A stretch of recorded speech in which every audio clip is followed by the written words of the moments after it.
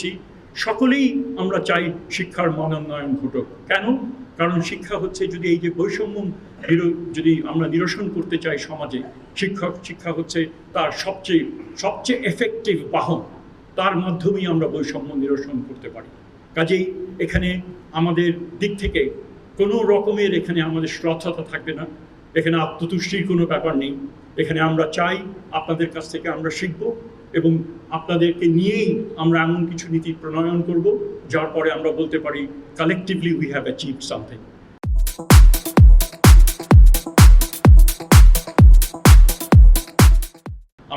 আসুন আমরা সবাই মিলে এমন ধরনের শিক্ষা ব্যবস্থা গড়ে তুলি, শিক্ষা প্রতিষ্ঠানগুলোকে এমন আকর্ষণীয় স্থান গড়ে তুলি যাতে করে আমাদের ছাত্রছাত্রীরা, আমাদের ছেলেমেয়েরা, আমাদের নাতিরা, তারা যেন সেখানকেই সকালবেলা ঘুমের থেকে উঠেই কখন তারা স্কুলে যাবে সেটা যেন তারা ভাবতে পারে। তারা ছুটির দিনগুলোতে তারা কেন ভাববে না কেন আজকে স্কুল বন্ধ, আমরা তো আমার বন্ধুর সঙ্গে দেখা করতে যাব, আমি স্কুলে খেলাধুলো করব। এটা সম্ভব যদি আমরা নিজেদেরকে এইভাবে একটু চিন্তা ভাবনা করি এবং নিজেদেরকে ওদের হয়ে ওদের চাহিদাগুলো যদি নিজেরা আত্মস্থ করে সেই হিসেবে যদি নীতি প্রণয়ন করি। আজকে অতীতে বিভিন্ন সময়ে খুব ক্রূর রাজনীতির কারণে কিভাবে স্কুলগুলো নানান সমস্যার মধ্যে পড়েছে, আমরা সেই অবস্থা থেকে যেন পরিত্রাণ ঘটে তার জন্য আমরা চেষ্টা করছি।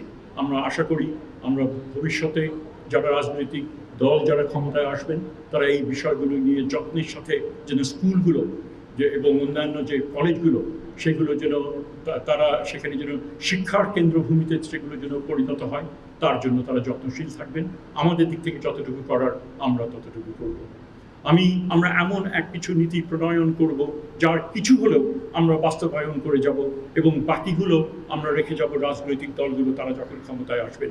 এবং আমাকে যে নতুন এক সম্ভাবনার দ্বারে আমরা এসে পৌঁছেছি, আমরা আশা করি যৌথভাবে আমরা সেই সম্ভাবনার দ্বার আমরা উন্মোচন করব এবং একই সাথে নতুন প্রজন্ম তারা যেন যোগ্য নাগরিক, শুধু এই দেশের নাগরিক না, তারা বিশ্ব নাগরিক হিসেবে তারা যেন প্রতিষ্ঠা লাভ করতে পারে।